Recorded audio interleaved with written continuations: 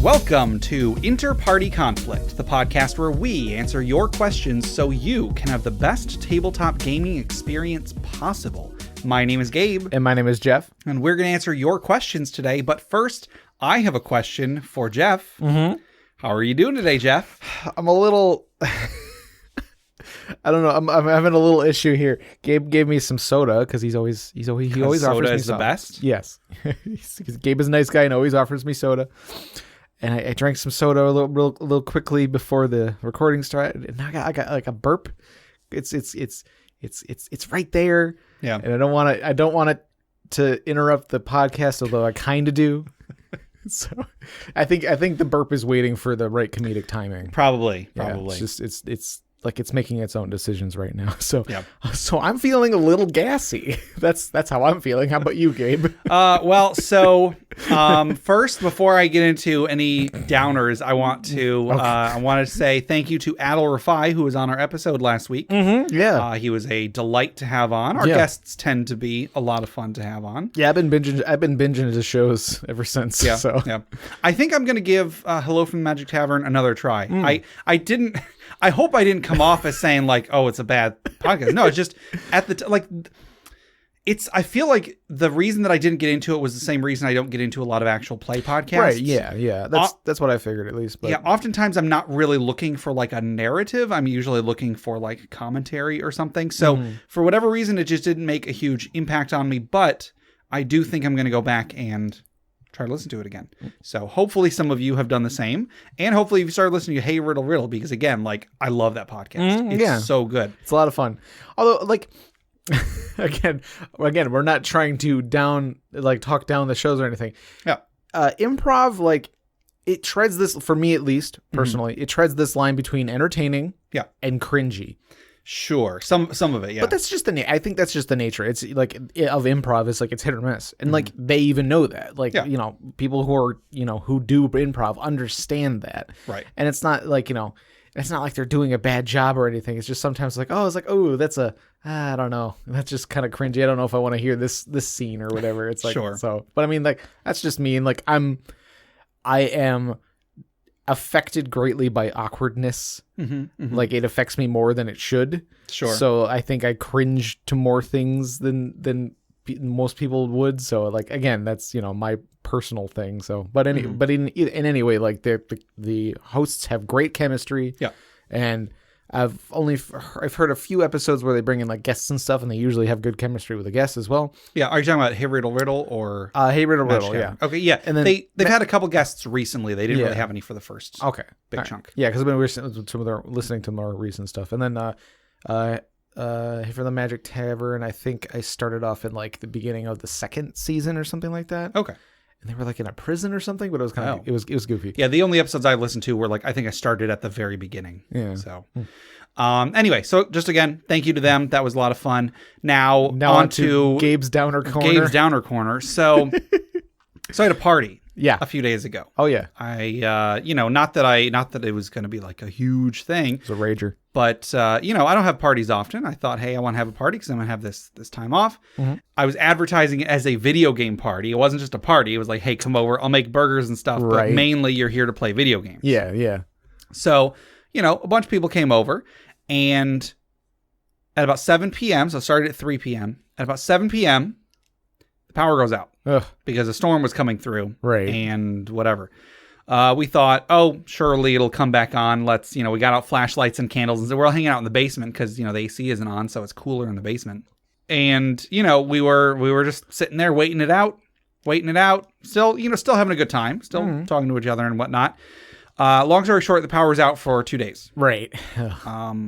And of course, I hadn't edited this week's podcast yet. And I did not want to put it off in the hopes that the power comes back on. So what I ended up having to do was like take my entire desktop computer and load all of it up into my car, drive it to like my grandma-in-law's house because she had power, And that's the thing. Like, it's not like everybody didn't have power. Yeah. It was like random spots all over Southeast Michigan. I mean, like, definitely a ton of people were without power, but yeah, it wasn't like a huge section or nothing like that. Like, it was just very spotty. Like, the next block down from us was fine. Everybody down there had power. Yeah. And last time that we had this problem, I said to myself, we're going to get a generator. We will get a generator and we will never have this problem again. Yeah. And then we had this problem again because I didn't get a generator. And then now I am saying we are going to get a generator. We are never going to have this problem again.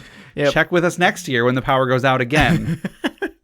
Well, and like, you never think about it until it happens. And then you realize, okay, this is everybody's going to be getting generators. Exactly. I did go to the store, of course, and they were out. They were out, yeah. And so anyway, it was real frustrating because I didn't have power for a couple days. And like, there is nothing to make you appreciate electricity like not having electricity. Like, anybody says we should be less dependent on technology. No, get more technology.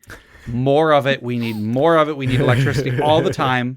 All the electricity ever. Well, it is awesome. I looked up 2 things today. Yeah. One, there was like an ad for, it was a all-in-one like solar panel, portable battery, like USB charger thingy, and then it was also like a wireless charger for wireless charger phones, and I was like, oh, I have one of those. That's cool. And then also like a light and stuff. So it's something like you can bring like camping. Yeah. Yeah. And you just like leave on the hood of your car, while so you it just generates power. Generates power from like the sun or whatever, and from the sun or however that magic works. No, solar energy. And then you can like charge stuff on it and whatever. And I was like, that's cool. That'd be really neat to have for like, when the power is out, you could just like set it outside if you need to, or like just keep it in your car, like on the back dash, on like the back above the back seat or whatever. I don't know how well that would deal in heat, but anyway, I don't know. The other thing is I learned how to make a fire. Okay. I learned how to make fire with like the bow. Oh, seriously? Yeah, like I didn't do it, but I watched a video. Oh, okay. I watched a video and I was like, because you see it plenty of times in movies and stuff where they're like they get rubbing the stick or whatever. And you're like, okay, how does this work? And I feel like I have seen a little like how to on it like years ago, but I watched it again. I was like, okay, this makes sense. Like I think I get it now, and like I could, if like worst case scenario, there's no power and we've ran out of lighters or something, right, that sort of thing. So if things go really bad and there's just no more electricity, like I want to have at least like a couple bits of knowledge that it's like, well, at least we can have like warmth, or something. Yeah, no, if there was like an all-out apocalypse, I would be so screwed, Jeff. And I'm not going to change that. I'm fine with being reliant on electricity because I'm never going to let this happen again because we're going to have a generator. Just you wait. Yeah. So anyway, you want to go ahead and jump into this episode? Sure. Okay. I want you to imagine, Jeff. This is going to be hard for you to imagine, I'm sure. But okay. You've had some worries lately. Oh, okay. And well, so, let me get into character here. Okay, go ahead. What was that? That was me having worries. Okay. So you've been having some worries, and you decide that you're going to consult some professional help to get over your hump. And hey, to anybody out there, professional help is good. There's nothing wrong with seeing a therapist for any reason. No. And I've honestly been looking for one. It's just, I feel like I need help finding help. Well, hey, maybe you'll find some help in here. Sure. All right. So, spoilers, no, you won't. Don't actually take that seriously. You're not going to find any actual help in here. There's nothing to be found There's here. going to be somebody disguised as a dragon. Don't worry. Okay. Anyway, a friend refers to you to their specialist, Dr. Silverbane Freud. His office is nice. Old mahogany bookshelves line the walls, filled with ancient tomes, and you assume empty suits of armor adorn the corners of the room. In front of the doctor's abnormally large desk is a fainting couch. It must have seen something scary, so it fainted. It's fainting. Gotcha. Or it's trying to get an advantage on you. An attack. There you go. Yes, that's even better. A fainting couch where the deep-voiced doctor asks you to sit and begins asking you questions about your mother. It's from this vantage point that you notice those suits of armor are not empty, Jeff. They have skeletons inside them. What? You notice the giant yellow eyes behind the doctor's comically small pair of glasses. Finally, you realize the doctor is crouching in this very tall room despite sitting behind the desk. That's when the doctor asks you how often you feel like you're in the dragon's horde. Every week.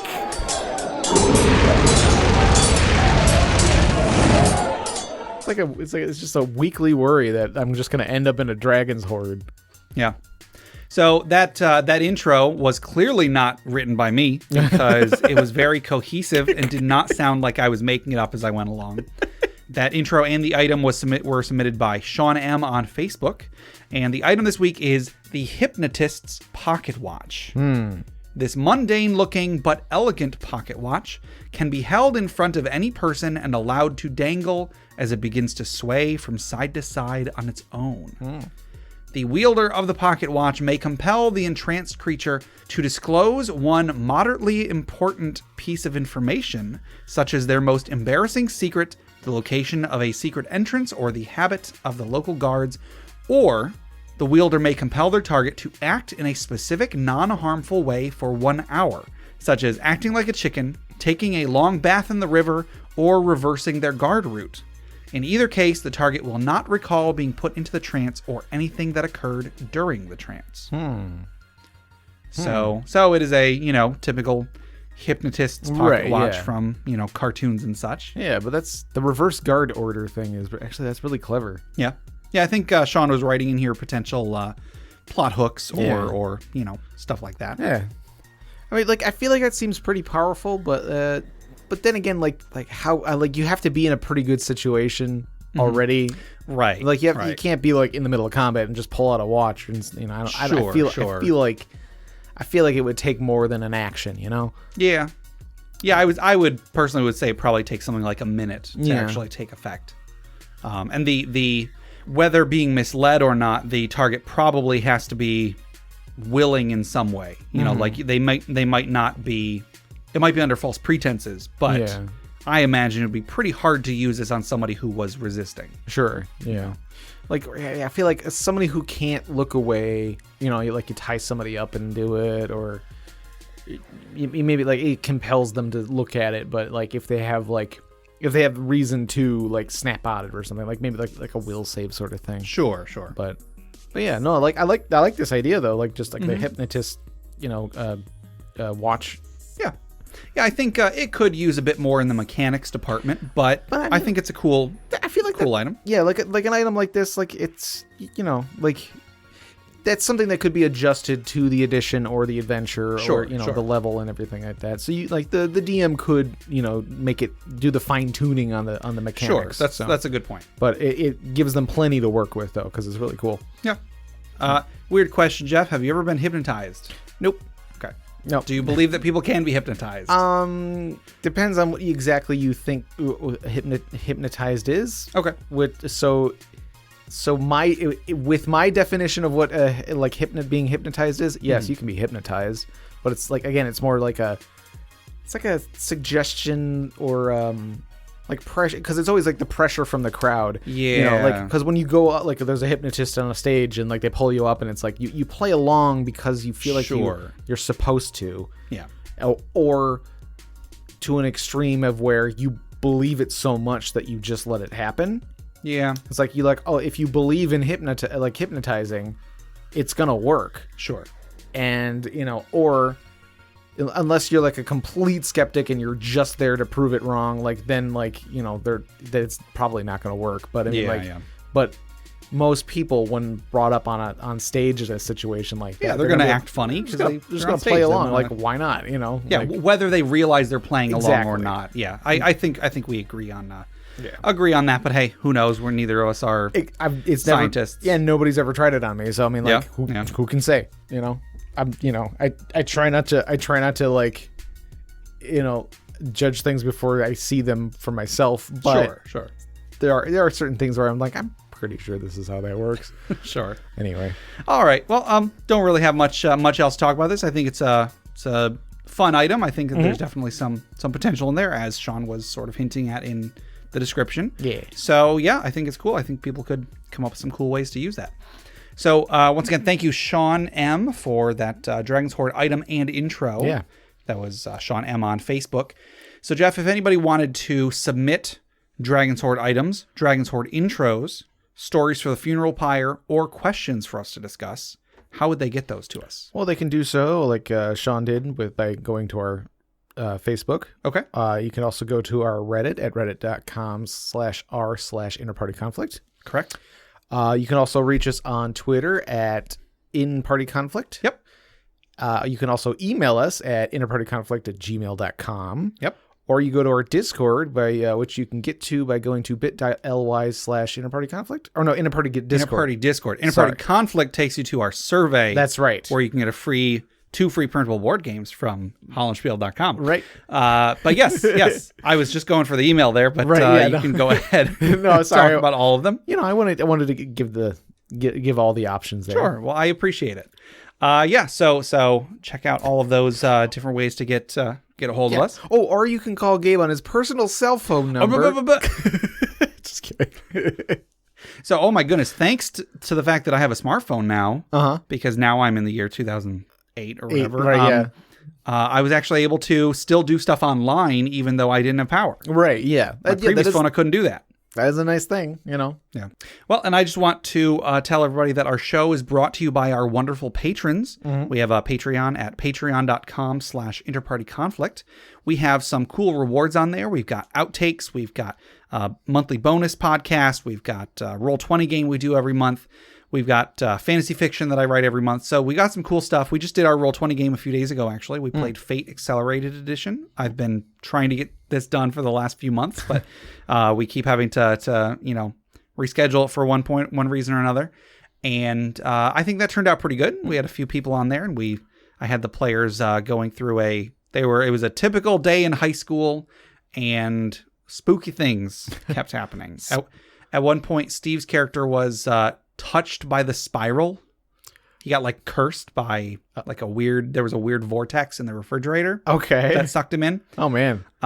So some cool stuff. I think the players came up with a lot of fun stuff in there. Nice. I think Fate is a really fun system, but I'm still not I'm used to playing stuff like D&D where it's a lot more granular, and so it's still hard for me I kept being like, oh, give me like a skill check, right, yeah. Whatever. And in situations where it would be appropriate in D&D, but not in a different system. So, gotcha. And anyway, so if you want to take part in any of the cool stuff that we're doing, go over to patreon.com/InterPartyConflict. Check out the rewards. There's a few different tiers, so you can give even $1 a month will help out the podcast and get you some bonus content in return. So check that out. Again, thank you to all of our wonderful patrons. You guys are awesome. And then be sure to check out the other podcasts on the Crit Nation Fellowship. Check out Crit Academy at critacademy.com. Justin, Ian, and Brandon create new and reusable content every week for players and DMs alike. They've got some books they've come out with. One that I helped them write, the Unearthed Tips and Tricks book, is out there too. They've been coming out with stuff since then. I think Justin he either just came out with or will very soon come out with a supplement on skill challenges, which were one of my favorite parts of 4th edition. Yeah, it's the what challenge accepted, I think is the title. Yes, yeah. I'm very excited about that. He sent me, like, when he was in the middle of writing it, he sent me like a thing to proofread for him, and it reminded me of how much I love skill challenges and why I think they're so good. Awesome. So I definitely recommend you guys check out that product and that podcast. Also check out Garen and Dan's podcast, D&D Character Lab, where the two hosts make characters every week and then pit them against each other to debate whose is better. And also, Brute Force and Ignorance is an actual play podcast on the network. They just started a new story arc I think, a couple weeks ago. Yeah, it's like Amelie's Astonishing Adventures, I think. Yes, AAA. So check them out. They're a great podcast, great bunch of guys. We had Dan and Jake on our podcast just a few weeks ago. Yeah, that was a lot of fun. Yep. So yeah, check out the other podcasts on the Crit Nation Fellowship. And thank you all for listening. Let's get into this episode. Sure. And actually, sorry, before we get into this question, I'm going to ask you a question, Jeff. Okay. How many numbered questions do you think we have covered on this show? I was like, how many questions? Yeah, like not counting the ones from this episode. How many do you think we've done? All right. How many episodes have we done? 120. This is 129. Okay. Maybe we're at 200?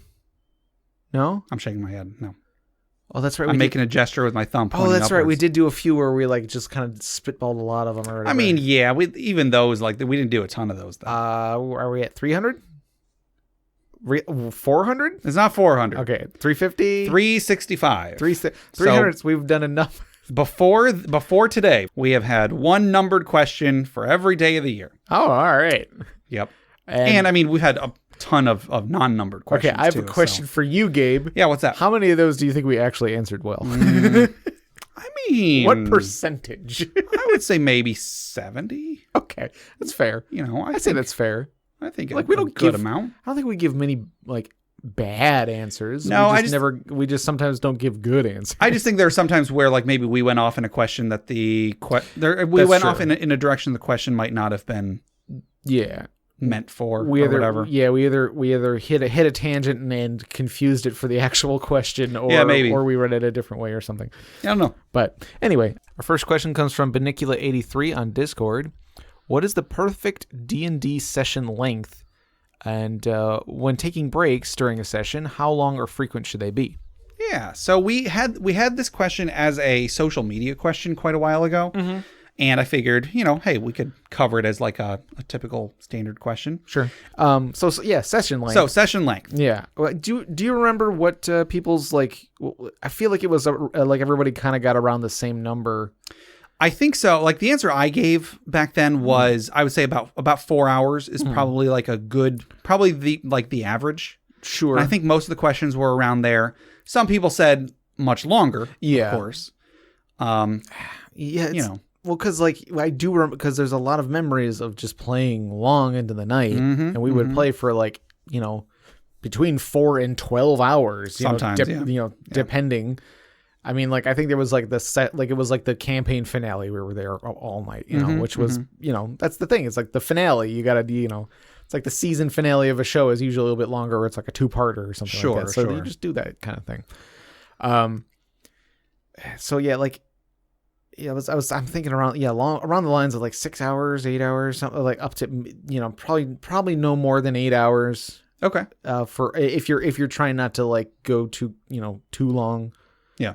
I don't know, because 8 hours that's a work day. You gotta like you gotta take a lunch, and if you take breaks. It's good that this encompasses breaks too, because if you are going to play for 8 hours, you best be taking some breaks. Absolutely. Like one. You want to make sure to take regular breaks, and so because you don't want everybody getting up in their own time, like over and over, because somebody has to go to the bathroom, which is going to happen anyway. Yeah, but it's nice if you kind of like, okay, let's all just take a break for a minute.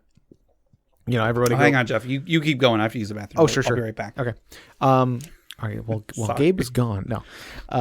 It's like everybody refresh their drinks or or go use the restroom or something like that, and like the DM can do that to use that time to like prep something or whatever, like go over his notes again or something like that. So I recently just did my I feel like it's my first full session as a DM. Sure. And I didn't want to stop. Yeah. I was having a good time. Yeah. And so recently as a player, I've been like, okay, like I'll get to a certain point in the night in the session, and I'm like, I was like I'm kind of winding down. I'm losing my steam, that sort of thing. And I think it's because it was my first time DMing or whatever, and I was excited about it that I definitely I wanted to keep going and going and going. Mm-hmm. But I was kind of like, okay, like it was getting kind of late, and I just wanted to keep it going as long as I could until somebody said like, okay, we got to get going, or it came to like a good cliffhanger or something like that. So I feel like good session could sometimes go as long as until everybody until somebody needs to go. Yeah. Or until there's like a really good cliffhanger towards the end of the night and you feel like, okay, that's a good stopping point. So it's hard, I feel like it's hard to say exactly what a good length is. As long as everybody, before people stop having fun. Yeah. Usually. I mean, it can be hard to anticipate that, though. Yeah, exactly. So, so definitely, read everybody should be reading the table, not just the DM, but everybody should be reading the table. It's like, well, okay, it's getting late. Like, you know what? Let's go do a different thing for the rest of the night if anybody wants to keep hanging out or something. Yeah. I mean, as long as everybody's having a good time, there isn't really like a definite time you should stop it. However, if you're making plans and everybody says like, hey, how long are we going to play for? Yeah. Like I said, I would aim for probably about 4 hours. Yeah. Maybe tell people if it goes long or something, Yeah. Try not to have like a super urgent thing you have to get to right afterwards. Yeah. But I think 4 hours or like 4 to 6, I think. 4 or like 6 if you're gonna break for lunch or something. Sure. Because I think that's usually what our the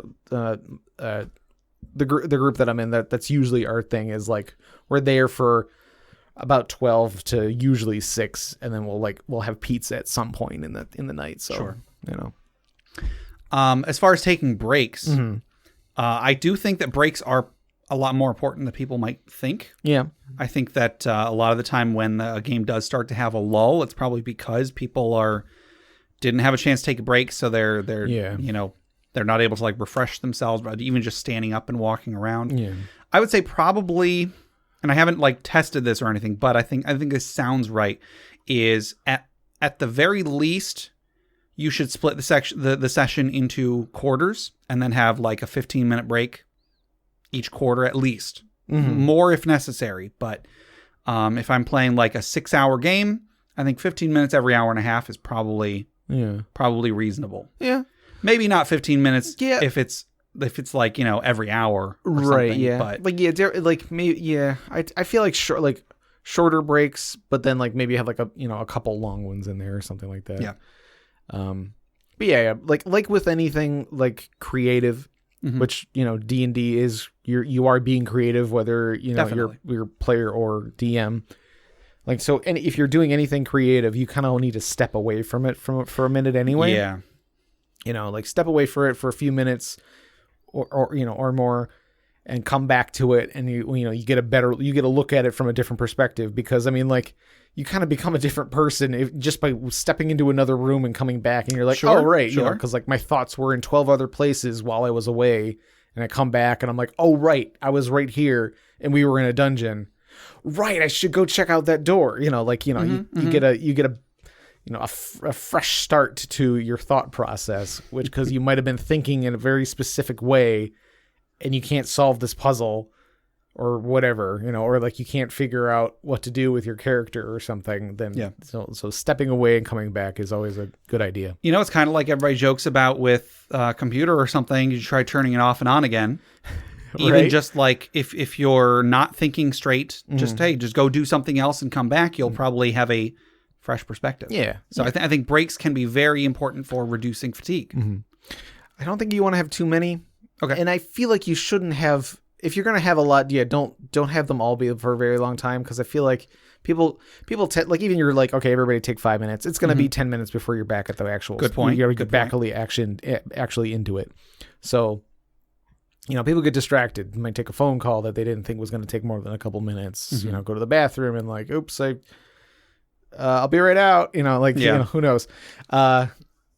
So I could just feel like too many breaks can turn into too many distractions, and then you just kind of like lose your momentum in the game. Yeah. And you make a great point, because I'm sure I've complained to you, if not on the podcast, I'm sure I have on the podcast, about this class I was in that was real stupid, where the teacher was constantly, we'd be doing work for like 20 minutes and be like, all right, go take a 15-minute break. And it was the worst thing in the world, because it's like, I came here, I got up essentially in the middle of the night for this class, and now you're sending us on breaks all the time. Right. Yeah. So, read the room for that, I suppose, but, try to keep things moving as long. I think that taking frequent breaks is fine as long as you are doing stuff when you're not on breaks. Yeah. If the whole session is just kind of meandering, everybody doing their own thing while whatever, then maybe you don't need to take breaks. But if you are doing a strict, like we're starting right when everybody gets there, and then we're playing for this long and then taking a break and so on, I think that that's when breaks are really going to be at their most worthwhile. Sure. So really it's up to you and your own group.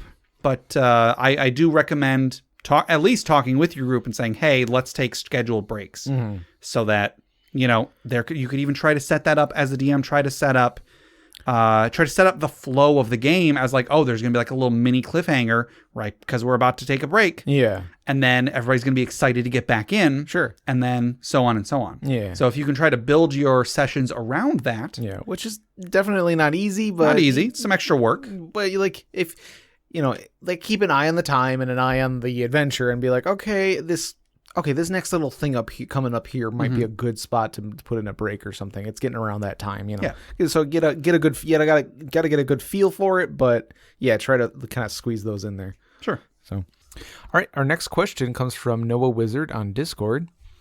A player wants to use an ability in a way that it clearly was not intended or possibly directly contrary to the rules. Aside from simply saying no, what is the best way to handle this? Yeah. So let's say, for example, so all the time, I browse Reddit, I browse Facebook, whatever, and I see people being like, hey, what's the most creative use of a cantrip somebody in your game has used? And I always know every quote unquote creative use is going to be something that just disregarded what the spell does, disregarded the text of the spell, and that's why I was able to do this thing. And it's always praised as clever or whatever. Because it can create a small gust of wind or like a smell or something, so you can make somebody suffocate, right? Well, so like there was somebody who was saying that so like people often are trying to find ways to use create or destroy water to like destroy all the water in a human body so they crumble to dust or whatever. And it's no,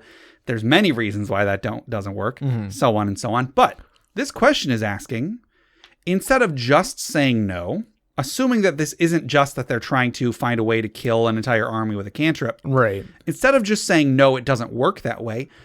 What if you do want to try to let a player do, maybe you do think that it is a clever use of the spell and you don't want to discourage that.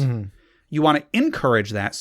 But you don't want it to become maybe a game breaker. Maybe you don't want that to become that player's entire thing is casting that one spell and doing whatever. So what is the best way to handle a player wanting to do something that maybe the rules don't allow for? Well, Gabe reminded me because I believe that Noah brought up this question because there was a conversation that him and I had where it's like if a player wants to do something crazy or like outside the rules or something like that, you could incur a penalty of some sort. Yeah, because it's in 5th edition at the very least. It's easy to say. It's like, well, that's kind of weird. You're going to take disadvantage or something like that. But that could be for, just they're doing like a weird maneuver or they want to try and do a specific thing or, just something that would be a little difficult. You just, there is that disadvantage. And like if you're not playing D&D, but you're playing some other game, I'm sure there's some way that you can just let them do it, but at some sort of a penalty. Right. You can do it, but it's harder to do. Yeah. You're considered, you're doing this weird thing to try and like push over a guy or something like that, but but because you're doing it in a weird way, they're considered one size category larger or something crazy. Yeah, sure, something like that. Some sort of like flat penalty or something that they can take. But for something a little bit more, if they're really just trying to do something really crazy, I thought of like again, at least in 5th edition, there's Exhaustion, which I feel like in other editions there was some. I think Exhaustion was similar. So in 3rd edition and in Pathfinder, Exhaustion is a thing, but it's not nearly as severe. There's Fatigued, which gives you like a small penalty on a bunch of stuff. And then after Fatigued, there is Exhausted. Yeah. And then there's another thing too. Oh, I can't remember. I was reading through Pathfinder lately. So, but yeah, like I feel like there are a few like steps and conditions that you can apply to them to kind of like counteract it. In addition to not being as severe as in 5th edition, also in earlier editions and in Pathfinder, they're pretty easy to get rid of. Sure. Like a day's rest, I think if it doesn't get rid of all of them, gets rid of it, most of them. Yeah. And there's low-level spells that just completely get rid of exhaustion. Yeah.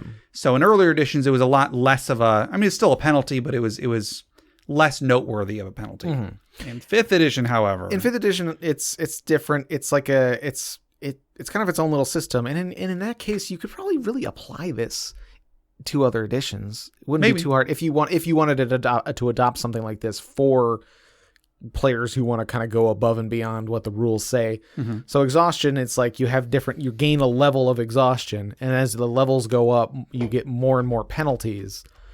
And like once you hit a certain number or whatever, you just die. Yes. Yeah. So like you can legit die very quickly after a short period of time if you keep stacking levels of exhaustion. Yeah. So like I feel like gaining a level of exhaustion is actually a pretty big deal. I mean, like the first one is like you just take disadvantage on all ability checks. Yeah. And then I think the one after, thank you. Sorry. Yeah, I brought it up. And then the one after that, your speed is halved. Mm-hmm. Level 3, you disadvantage on attack rolls and saving throws. So that's bad. Gets pretty severe. Disadvantage on everything, basically. Level 4, your max hit points are halved. Mm-hmm. Then fifth, the level 5 is speed reduced to 0. So you cannot move. You can't move. You have half of your hit points. You disadvantage on basically everything. And then in level 6 is you just die.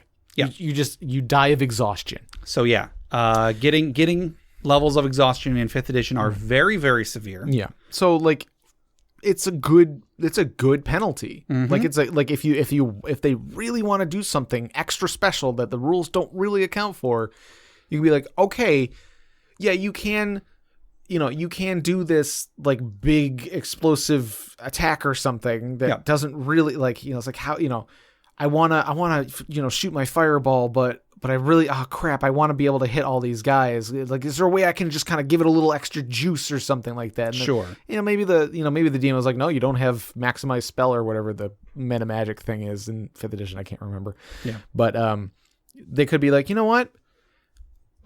Let's say you do push yourself to that, but you gain a level of exhaustion, and it's like the player might weigh themselves, and that's like it's the character weighing themselves. Like, well, I can push myself further, but at a cost.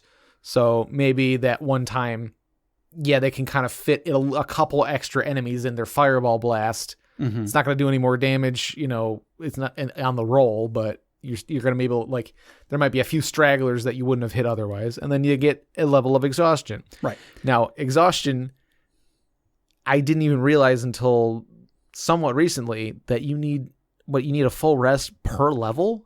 Yep. So if you take a long rest, you remove 1 level of exhaustion. So if you are at 5 levels of exhaustion, that is 5 days to get rid of all of it. A greater restoration spell, I think, gets rid of 1 level. Yeah, I think it only gives rid of 1 as well. Yeah. A greater restoration spell, which is a 5th level spell, reduces 1 level as well. Mm-hmm. So it takes pretty hefty magic to remove 1 level. Yeah, and when I looked into this, I think around the time when I had this conversation with Noah, I looked for other spells that had any effects having to do with exhaustion. Mm-hmm. And like I couldn't find anything else other than Greater Restoration that got rid of it. I think this is it. Aside from maybe like a wish spell. I would say Wish can probably remove all of them, but that's because Wish comes with so many things on its own, which I'll get to in a minute. Yeah. So I think Exhaustion in 5th edition is a really good penalty. Mm-hmm. And I mean, like you could easily put a system like this in a different game system. Just like different levels of exhaustion, or you can call it something different. Or I think exhaustion works really well for this sort of thing because, like Dragon Ball Z, the characters there, it's like they've got to do their one big attack. It's gonna, well, in theory, it's gonna end the fight, but it never actually does because it's freaking DBZ. But they might do their big thing, and then they're spent. Like they basically they can just lay there. Maybe they can join in the fight again a little later, but even still, they're at a significant penalty because they worked so hard that first time. Yeah. And I think that if you do want to let a player do something that the rules don't necessarily allow for because it would make it too powerful, I think that letting them take something like exhaustion is a big deal. That's probably a good solution because the penalty is going to be felt for the rest of the day. And then even if they do rest and they get rid of it, it's like, well, they could do that one time. If they did it a second time, then they're going to be feeling it the next day as well. Right, yeah. So I think that it is a pretty good solution. Yeah. Nobody wants to be taking disadvantage on all skill checks for 2 whole days. Like, that's ridiculous. Right. That's good. Like you're gonna get through like 3 checks and realize like, oh, this is really bad. Mm-hmm. Like this is bad. And then as far as some potential other ways to go about this, you mentioned the wish spell. The wish spell is it's a strange spell because a lot of people, in my opinion, misadjudicate wish. A lot of DMs will always try to have wish screw you over no matter what you do or whatever. And I think that the screwing over the caster aspect of wish, I think is a bit overblown. I think that should be like, set that. Don't worry about that unless the players are trying to do something ridiculous. But wish has so many built-in consequences already, not even counting the potential for things to be poorly worded and so on. One of the downsides of wish is that there's a chance that you might never be able to cast wish again. Right. Which is a huge deal. Mm-hmm. That's a huge risk. So I would say if somebody wanted to use a spell or an ability, again, it doesn't even have to be spells, like just an ability in a way that it wasn't really meant for, I might tempt it if I was able to resist the urge to just say, no, it doesn't do that. Sure. I would be tempted to maybe say, okay, you can do that, but you can't use that ability. Maybe not. I wouldn't say you can't use it ever. Right. But I might say you won't be able to use that ability for the rest of this adventure. Okay. Or something. Yeah. Like you can do that thing that's going to be really significant, but then you can't use that ability for a long time. Like just kind of add a little extra to that for like adventure hooks and stuff like that. Mm-hmm. Yeah, you can cast that. Like you can, like they're out of spell slots, but they really need to use this one spell. It's like, all right, you can cast it if you have a spell slot, but then you can't cast it again until you get back to like, let's say it was like a cleric. They have to find a temple of their deity and like sure. They have to go on a short quest to regain that ability or something like that. Mm-hmm, mm-hmm. So you could be like, all right, I'll let you do it, but you're gonna have to go and go and like do some praying or if you're a wizard, find a specific book or something or some sort of magical item or something like that to get it back. Sure. Like let's say maybe this is also kind of dipping into called shots a bit, but let's say like you have a fighter and the fighter has the battle maneuver that like lets you disarm an opponent. Mm-hmm. Let's say they say, let's say they're fighting like a dragon or something. It's like, I want to cut off the dragon's claws or something. Like I want to cut off its hand so it can't use its claw attack on us. I might be tempted to say, okay, go ahead and do it. If you succeed, you'll cut off the claws. However, then you can't use disarming strike until you get back to like what you were saying, the temple. Maybe you have to get back to like where you were trained with and where you're trained at. And then like you have to relearn how to do it or something. Or maybe you have to like get a special reagent you have to go on another quest to get an item that will let you use that ability again. If you make the quest extreme and difficult enough, I would even say that a reward for completing everything, at least in a specific way maybe, is they can now just do that. Ooh, okay. So like a training. So like if they come up with a thing that they want to do because they think it's cool and you're like, well, that's not within the rules. All right, I'll let you do it this once at a great penalty. And then it's like, okay, well, if you want to, and now you can't do it anymore, but now if you want to be able to do it, you got to go on this quest. And then if you complete the quest, meeting certain criteria or something, it's like, all right, you got your ability to disarm back. And now you can also disarm natural weapons. What? Yeah.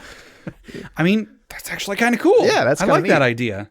So it's like they have to go on like a quest to find their old master, and their master is like, oh, you tried doing it on a dragon, huh? I thought you'd do that someday, and actually, sorry, small little plug here for not even a product that it's not like we're being sponsored for this or anything, but there's a book on DM's Guild called Go for the Eyes. It is a book about called shots with monsters.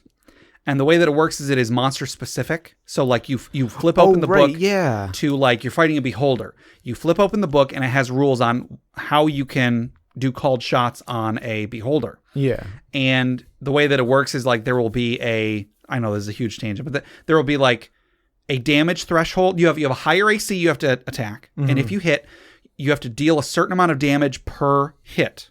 And then there's a certain amount of damage to damage the body part you're attacking. Yeah. In which case this one effect happens. And then if you do over a second threshold, then you sever, you remove that, you destroy that body part.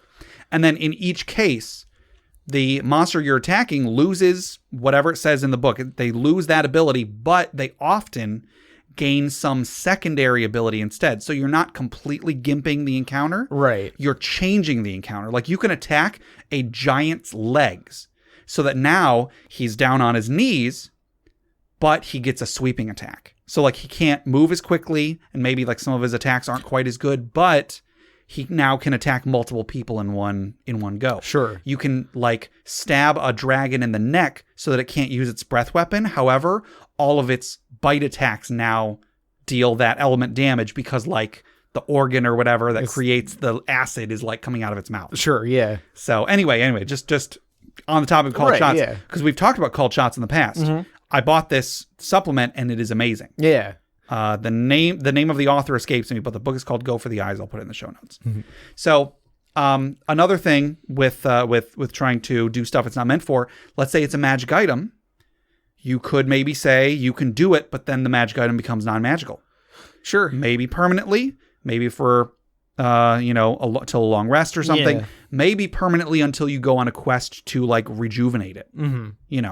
I think that letting someone do something and then taking it away for some amount of time, some significant amount of time. Yeah. As long as it's not like for the rest of the encounter. Right. Yeah. That's till short rest. Sure. That's a bit less of a. Yeah. I mean, I guess depending on the situation. Right. I don't know. Yeah. Well, because that's what abilities are and stuff like that. Like abilities and spells and things. It's like that's like a short rest and long rest. Yeah. Like that's usually what it is. And then beyond that is like magical items that like the dawn of every third day or something like that. Sure.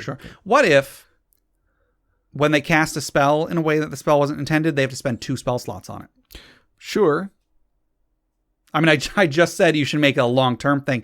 Maybe it is just you have to just spend extra resources. Yeah, I mean, I think depending on how extreme the change is. Yeah, because I mean, we don't really have any examples here. Yeah. So, but I mean, like that's an idea. What group hasn't had like somebody who'd like try to do something outside the book? Sure. And so like these are just ways to kind of go about it. Depending on how extreme it is, could be anything from just like it's a disadvantage to all right, you lose the use of one of your arms, and now you have to go, find a magic fairy that will heal it, and then but if you bring that fairy a specific magic item from like a dragon's hoard or something, you now get a third arm. You got 3 arms now.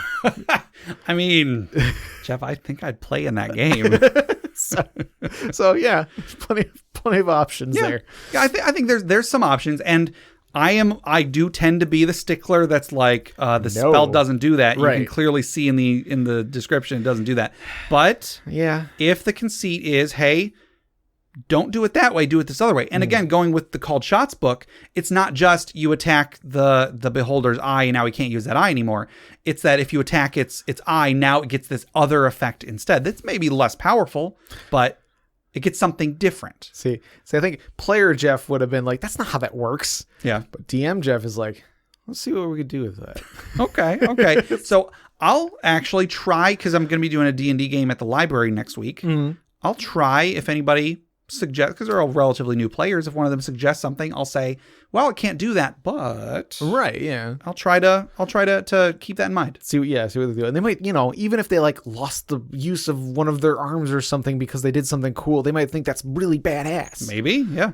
So like that they could be okay with that. It's like, all right, I'll lose my arm. I could be the one-armed swordsman. That's awesome. There you go. All right. Well, I think that'll do it for our regular questions for this week, but we do still have our social media questions. Last week's social media question was, what is your favorite genre of books to read? And this was not just RPG related, not just tabletop related, just books to read. Yeah. Whatever kind. Do you recall what you said? I think it was mostly like fantasy and sci-fi and stuff like that. Yeah. And I think we got on the topic of what like difference between low to fantasy and high fantasy. And we did. Yeah. I think I like low fantasy better. Yeah. Because I like the like is there magic? Is there not magic? What's going on? Yeah. I don't know. I prefer high fantasy. I think all the magic is what I want. But I think I said fantasy, particularly modern fantasy, which I guess could fit into low fantasy depending on what exactly it is. Sure. And I also said mystery. I really like. Yeah. I love a good mystery. And there was actually a bit that I cut out of the last episode because I was trying to recommend something on Netflix and I completely forgot about it.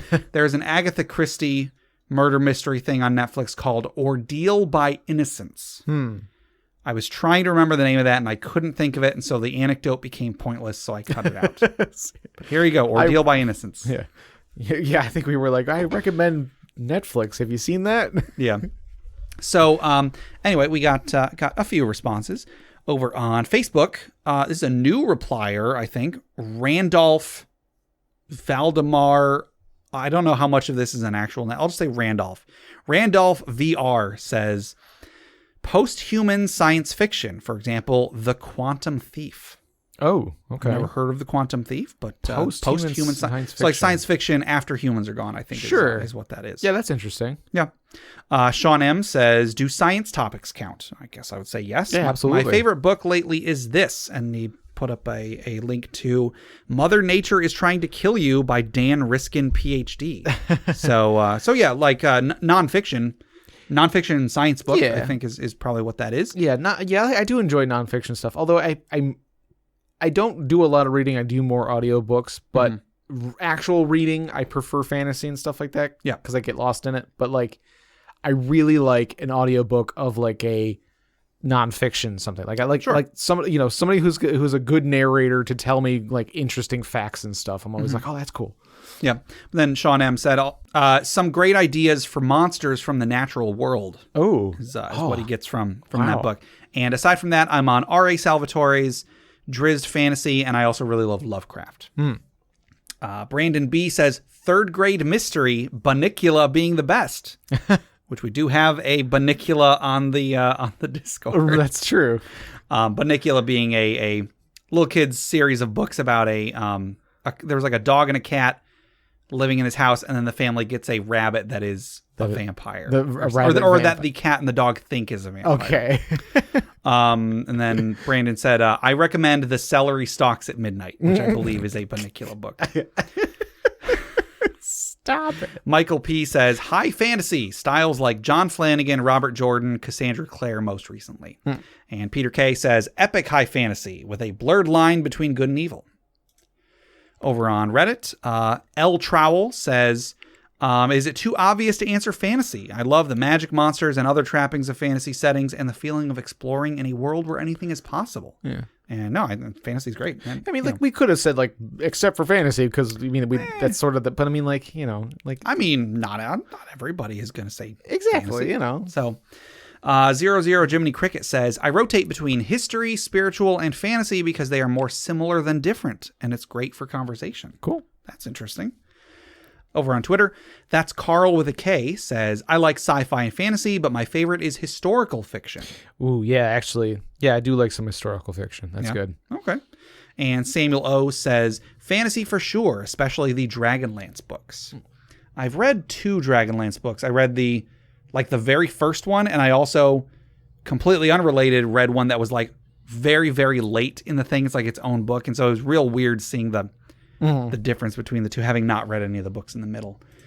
And then over on Discord, we got a whole bunch. I'm not gonna read all of it because it was as tends to happen on the Discord. It kind of went back and forth. You know, it was a more of a discussion instead of just people answering the question. Wait, which is perfectly fine. Oh yeah, absolutely, no problem. Answers only. Sure. Jason says, I used to only read pulpy sci-fi and fantasy books, all of the Star Wars novels and D&D and Magic novels. But a few years ago, I made a concerted effort to start reading the classics. I read Dracula and Frankenstein last year, which are incredible. 1984 is a life-changing book. I guess if I had to pick a favorite genre, I'd say science fiction, especially if it is kind of an extension of our real world or has some footing in the real world. Asimov, Orwell, Bradbury, Jules Verne are some of my absolute favorites. Peace Joy Pancake says, 100% fantasy. I grew up on Harry Potter and Aragon, and later my mom and I fought over who got to read the Song of Ice and Fire books first. She always won because she's the faster reader. Though I have to give it up to the classics too. I love me a good Jane Austen novel. I like Schiller and some other German classics, and my favorite book ever is To Kill a Mockingbird. So I guess I have to revise my initial 100 to 98%. Right. But that still makes fantasy number 1. You know, when I was in 9th grade, I think I wrote a short story about how it was To Kill a Mockingbird, except it turned out that Boo Radley was a giant spider. Deborah Soar says, I love reading sci-fi and fantasy, but throw a romance in it or I tend to get bored. Go read Catherine Assaro's series. Hope I pronounced that right. Assaro? Assaro? I don't know. I prefer teen paranormal romance. I wonder what books were included in that. Yoda Leia He Who says, I read so many books it's hard to say, but I probably find myself revisiting my favorite classics authors most often. Dumas, Hugo, Austen, Thoreau, Emerson, and Shakespeare. I reread books by each of these authors a dozen times in some cases. Well, la-dee-da, everybody, with... Well. Well, I read some Nietzsche this year. No, I'm not giving... I'm just giving everybody a hard time. No. Yeah. I'm like, yeah, I like Harry Potter. You guys in your fancy reading. Right.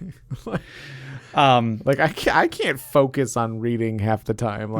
That's why I do audiobooks. It's just like I got other things on my mind, but if it could be forced into my skull but through sound waves. Right. Then you got something. So, okay, I'm dumb. I just realized that Banicula83 is Brandon B because they made a comment about that on Discord. Okay, so, yeah. My bad. I did not read ahead. And then Stiltskin Kupo 84 said, I haven't read a lot in my life. When I was little, I read Goosebumps. Most of my reading has been textbooks, D&D manuals, people skill books. In high school and college, I was huge into poetry. Not classic poetry, though. Online poetry from contemporary writers of mine on websites I was a part of. Ever since I got on the internet, I think I have read purely online or in a D&D manual or player's guides. So that was last week's question. Next week's question is, how often do you visit a brick and mortar gaming store? Ooh, I do regularly. Yeah. Because we are actually blessed here in this area with a very. We have several. Yeah, we have several good ones. Like there's definitely a few places where there aren't any. Yeah, and I don't go to any of them. Sorry, go on. Yeah. Like we got one that we've gone to over the years. Pandemonium. And I go there fairly regularly, mostly more recently because I got into Warhammer. Sure. And they'll sometimes have people will go and sell them their armies. And don't they have a ton of if you want to go and play Warhammer there, they've got tables set up with terrain and stuff? Yep, they got a bunch of space, bunch of tables with good sized tables, and then they have shelves of terrain that you can you can put on the board and everything like that. So yeah, it's a good place to play games, and they have a good selection on stuff, and then they have a good collection of model paints. Okay. And board games and such like that. So yeah, I actually go fairly regularly, but it's mostly just to check out the used Warhammer model section, which I only play one faction, so when I go there and the orc bin is empty, I'm like, pah! I just leave. Why do I even come here? Right, yeah. Well, no, sometimes I'll look through the other stuff and see if it's oh, my buddy was playing that and I hated it. I wonder if he wants it, Yeah. Yeah, I don't really go very often. I wish I did, but I don't know. I rarely find myself with extra time during the day. It's usually at night because I work nights. Yeah. And I don't really make a lot of purchases very often, so I don't usually find myself going up to the store. I wish I went more often though, because it'd be nice to just take in the atmosphere and stuff. Right. Yeah. And it's maybe a mile away from my house. Yeah, it's close. I think pretty sure it's closer to you than it is to me. Yeah. So my answer is not very often, right. But for you, fairly often. Yeah, sure. I'd say maybe I'd say maybe about once a month. Sure. Okay. All right. So that'll do it for our questions for today. So thank everybody who submitted those. Before we close out, let's wind down. Let's take a deep breath. I wish I had a burp. Well, too bad. You don't. Dang it. Give me a minute and another soda. And let's toss another log onto the funeral pyre.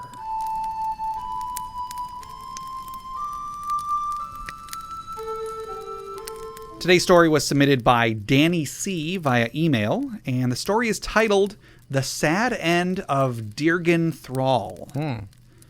Dirgan's time with the party was cursed from the start. Having been afflicted with a terrible illness that slowly ate away his health from before the group started traveling together, It was only a matter of time before the ever unwell ranger arrived at his end.